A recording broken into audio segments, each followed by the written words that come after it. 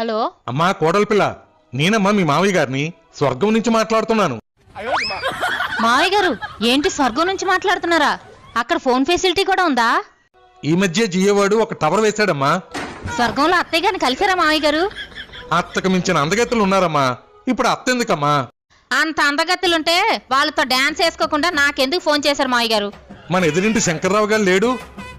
వాళ్ళ ఎదురింటి ఆవిడ తన సినిమాకి వెళ్ళాడని వాళ్ళ ఆవిడ కొట్టి కొట్టి చంపేసింది కదా మావయ్య గారు. ఈ విషయం మీకు కూడా తెలుసు కదా. వాడు నా దగ్గర ₹1,00,000 అప్పుగా తీసుకున్నాడమ్మా. డబ్బులైతే ఇచ్చేసాలే, కానీ వాడు రాసిచ్చిన ప్రామిసరీ నోటు నేనివ్వడం మర్చిపోయాను. అది కావాలని ఇక్కడ నన్ను తినేస్తున్నాడమ్మా.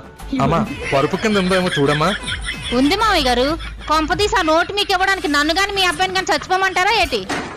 మన వెనకింటి దివాకరం కొనవూపురుతో కొట్టుమిట్టాడుతున్నాడమ్మా. తులసి నీళ్ళు కూడా పోసేస్తున్నారులే.